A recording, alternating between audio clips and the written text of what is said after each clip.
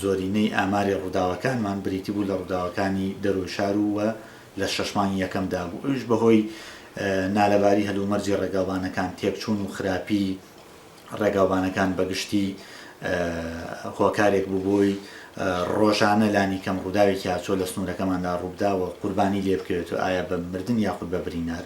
خۆشبەختانە دوای شەشمانی دووەم بە بەراورد لە شەشمانی یەکەم داتوان بڵێم لە 150 ئاماری ڕووداوەکان کەمی کردو. ئیش بەهۆی ئەو نۆژەنکردن و چاکسازی لە ڕێگاوانەکان بە تایبەتی ڕێگای دەربەنی خان گواردماوە کە بە ڕێژەیەک ئاماری ڕووداوەکان کەمی کرد کە توانم بڵێم ڕابردوو چەند ساڵی ڕابردووش زۆرینەی ئەو ڕووداوانەی کە ڕوویان دەدا بەشی هەرە زۆری بریتی بوو لە خراپی ڕێگاوانەکان و هەروەها نەشارەزای شۆفێران بە مامەڵەکردن بۆ ڕێگا خراپەوە.